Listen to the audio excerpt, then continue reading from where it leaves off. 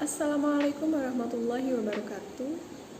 Saya Siti Nurrahmah dengan NIM 2017204037 kelas 3 Manajemen Zakat dan Wakaf A, Universitas Islam Negeri Profesor Kiai Haji Saifuddin Zuhri Purwokerto.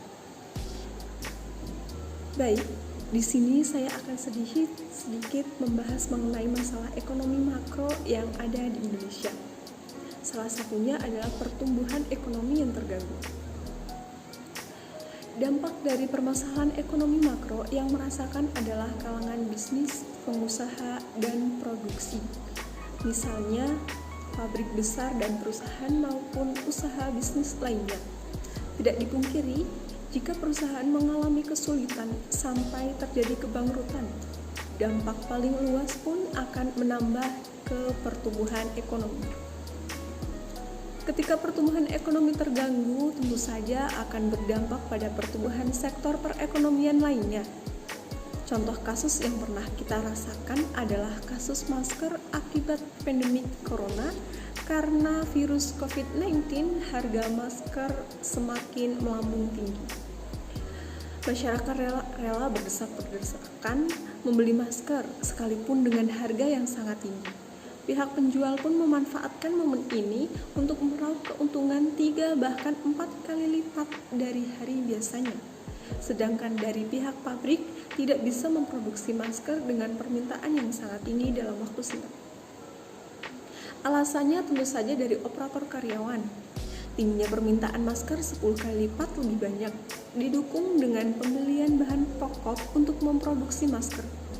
Skala lebih kompleks lagi, permasalahan ekonomi makro tentu saja akan menunggu kelangsungan bisnis pemula maupun pelaku bisnis lama. Nah, lalu bagaimana sih cara mengatasi masalah pertumbuhan ekonomi ini? Pertumbuhan ekonomi mengacu pada tingkat produksi barang dan jasa di masyarakat. Cara mengatasi masalah pertumbuhan ekonomi adalah dengan mengendalikan pertumbuhan penduduk, meningkatkan teknologi yang tepat guna, meningkatkan jumlah produksi barang dan jasa. Dari saya cukup sekian. Bila ada kesalahan mohon maaf, terima kasih dan sampai jumpa. Wassalamualaikum warahmatullahi wabarakatuh.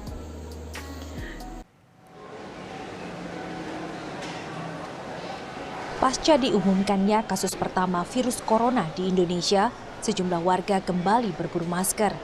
Meski harganya melambung, warga tetap membeli sebagai upaya pencegahan penyebaran virus corona.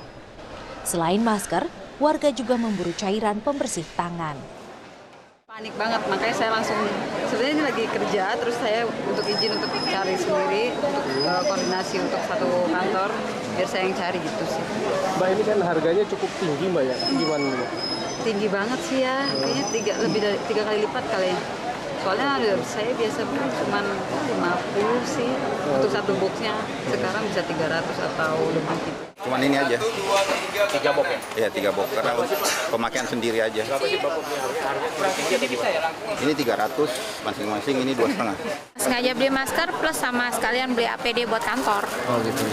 Ibu kenapa membeli masker hari ini, Bu?